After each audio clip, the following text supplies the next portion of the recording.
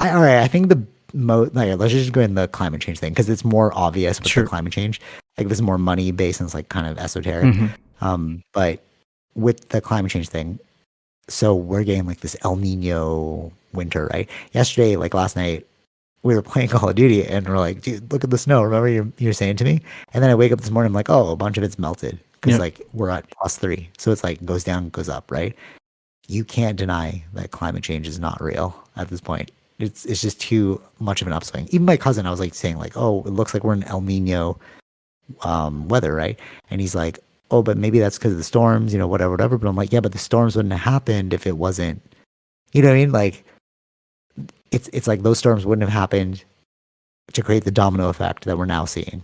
Yeah, I think it depends. Yeah. I mean, it's not just taking a look at one storm, right? You look at the whole. And we know that the whole planet temperature has been rising. Like that's right. Yeah. Okay. And what is the main cause of this that we're saying? That's fossil fuels. Fossil fuels. Yeah. Right. Fossil fuels. But it's not really like when people say fossil fuels. Okay, I'm going to be like a weird person. Okay. Because I'd rather live in the truth than like the denial. So remember how I used to work so you and I have been talking about this for a while, right? About like you're stuck in your dependence. Like, what do you mean climate change? There's no way we can fix it. Okay.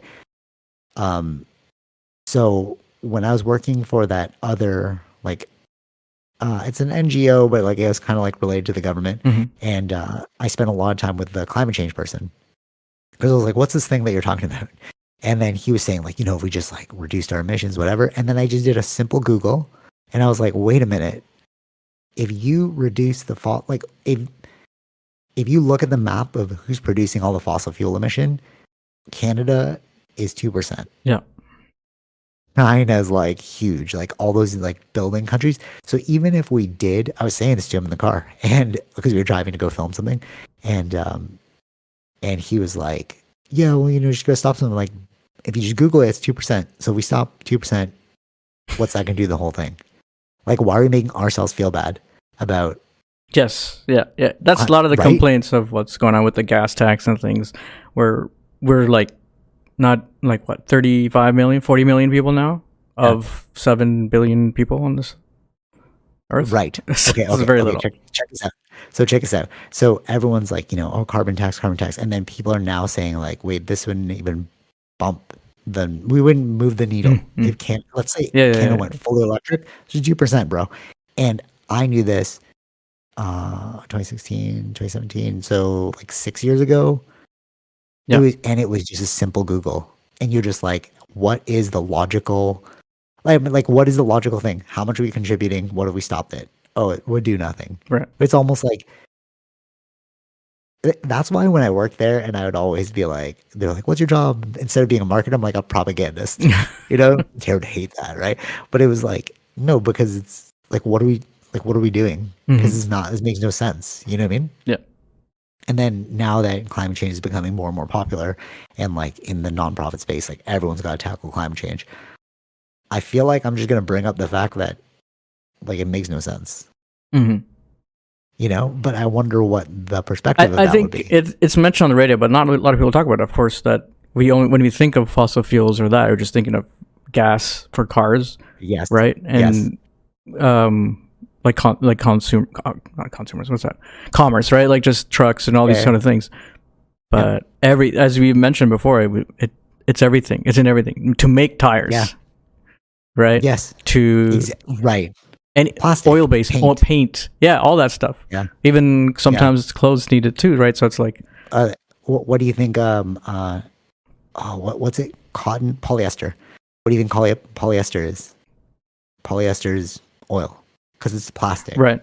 Yeah. So what are you going to do, bro? And in the book, it said it too. It was like the lifeblood of industrialization is oil.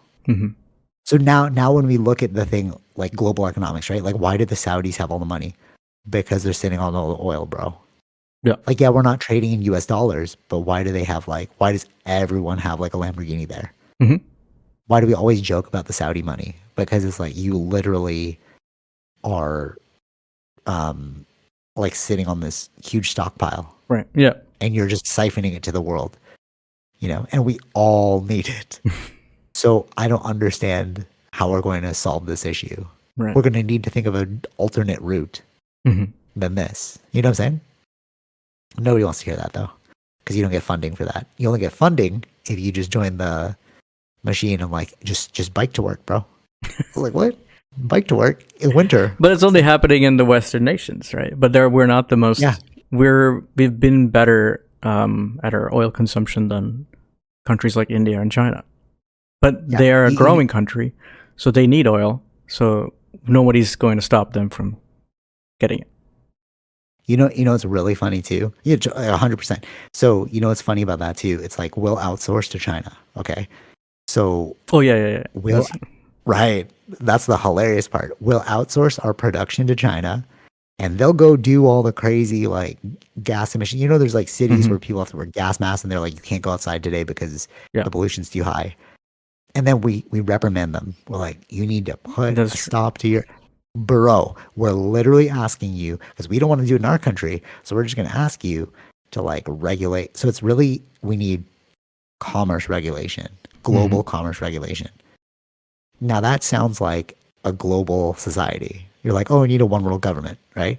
And Elon Musk had a really good point about this. So like he spoke at the World Government Summit. It used to be called the World Government Summit, right? But now it's governments with a plural. And I was like, oh, that's weird.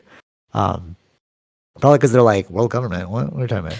Well, yeah, it's a marketing thing. It's like, oh, this is the bad word now, so we have to change it. Yeah, totally. Yeah. Yeah, because I put the hashtag World Governments Summit with a S, and it was like 1,000.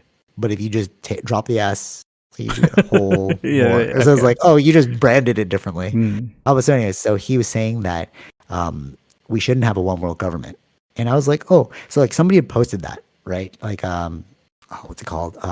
Project Knowledge or something I follow. And they made it all conspiratorial, like you shouldn't have one world government. So I was like, oh, let me watch the actual video, right? And what he was saying in that is not about governance. He was saying one world government because if one piece fails, at least we have different types of governments that won't fail. Right. But if you have one world government, if it all fails, because we're all so interconnected. Right. That's actually a logical. In a way, what he's saying is competition. Yeah, and diversification. Yeah. Like it's like when you're like investing, you don't just invest in one stock. You have to diversify your portfolio, right? So if one thing goes down, that thing went down, but there's all these other countries that we can like prop up. Right. So that makes sense. But I do think that there should be like maybe some more like sentience over the issue because it's very basic. If you just do the basic calculation, it will make like we're doing 2%. And if you look at it economically, we're shipping all of our production there because we don't want to have to deal with it ourselves. And the laws are different, so we can save money because we're like, oh, we don't have to pay for this. You know what I mean? Like we don't have to pay for EI or whatever. Sure. Yeah. And in doing that, we save cost. But we can't do that at the same time as stopping climate change. So I think we should have like a commercial oversight or something where it's like we cannot go over this. Like we should put the onus on businesses, not on people. But all you hear is about people, and then you get the people that feel like heroes because they biked everywhere. You're like, okay, right, yeah. It's what it is. We're looking at the part and not the whole.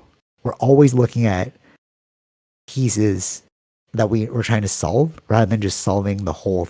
You know what I'm trying to say? It's like naturopathic doctors, like their thing about like holistically looking at the thing. What's the root cause, right? Whereas like a doctor, like a traditional doctor would be like, oh, this hurts, fix this. Oh, that hurts, do that. Rather than being like, maybe it's your lifestyle. Maybe it's this, maybe it's that, Because if we just figure out the root cause, we can like fix everything. Yeah, I think it depends. Yeah. But even with the doctor thing, it depends on the patient, right? who would That's true too. right? Who's going to the naturopathic doctor? It's because they're looking But they want to look at it holistically, right? That facts. right Yep. versus like a person who's not thinking about that, I just want to get it fixed, or just want to keep eating his thing, but I just want the tablet to level it down. Right. Totally. Right. So that's like to bridge the analogy. It's sort of like,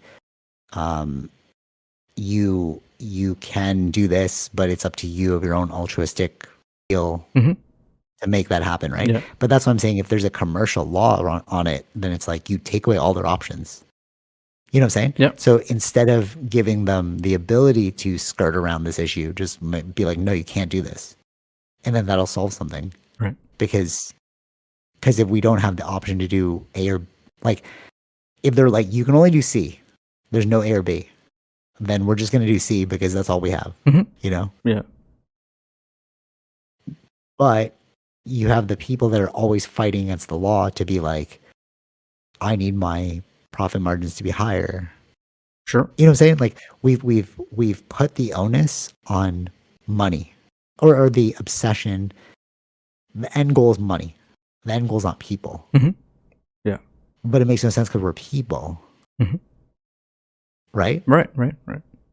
So, okay, looking at it logically, like looking at it through that lens, I won't even say logically, looking at it through that lens, do I sound like a freedom fighter? In a way, yeah. Right. That's Okay. But do I sound comparable to the person that biked to work and was like, I'm helping? no. Exactly. And that's my thing. I think this is the marketing issue we have. Mhm. I think like climate change is just a marketing problem. It's like if you just educated yourself, freedom fighter, you would understand. If you just educated yourself, commercial business owner, you would understand. But Yeah. this is the middle path where it's like, because you were like, yeah, you sound like it. I'm like, yeah, because I'm a little that way, but I'm also a little this way. Mhm. I'm trying to think of it practically. No, but it's right? still explained practically, right? Which is fine. I think the other one is like I bike to work. That sounds pompous. That's what I mean. Yeah, exactly. It's like okay, Right.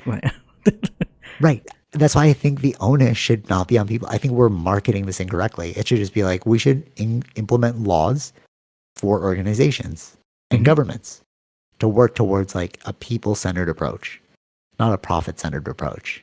Because we've already tried the profit approach, and look where we are.